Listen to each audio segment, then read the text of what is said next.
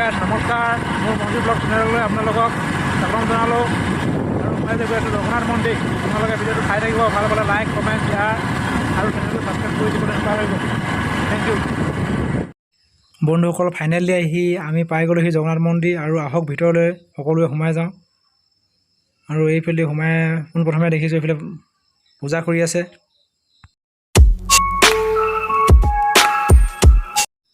আহক গাইছ, মন্দিৰৰ ওপৰলৈ উঠি যাওঁ আৰু মন্দিৰৰ কাষলৈ আমি গৈ আছোঁ।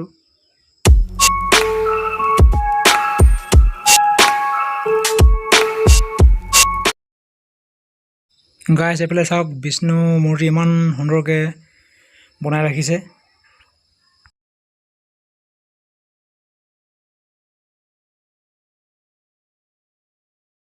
আৰু সিফালে কি আছে আপোনালোকক দেখাই গৈছোঁ, ব'লক আগলৈ গৈ থাকোঁ।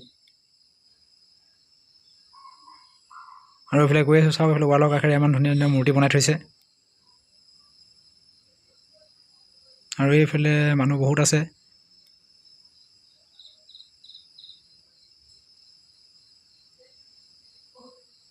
আৰু এইফালে মোৰ বন্ধু কথা পাতি আছে, মোবাইলত বিজি। আহক বন্ধুসকল, ওপৰলৈ উঠি যাওঁ।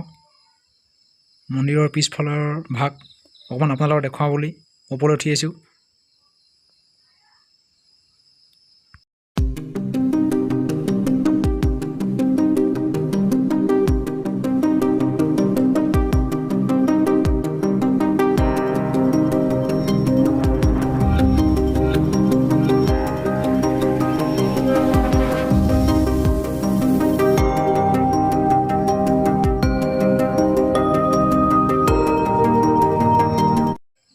সেই গাইছ, আপোনালোকে ডিব্ৰুগড় জগন্নাথ মন্দিৰলৈ আহিব পাৰে।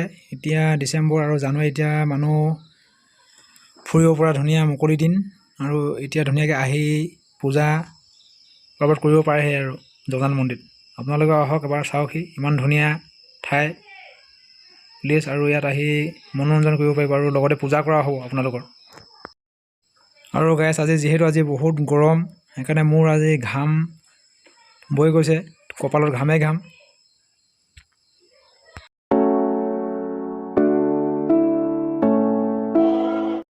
বন্ধুসকল, আজি ভিডিঅ'টো ইমানেই, আৰু দীঘলীয়া নকৰোঁ। আৰু আমি আজি ইমানতে ভিডিঅ'টো সামৰণি মাৰিছোঁ।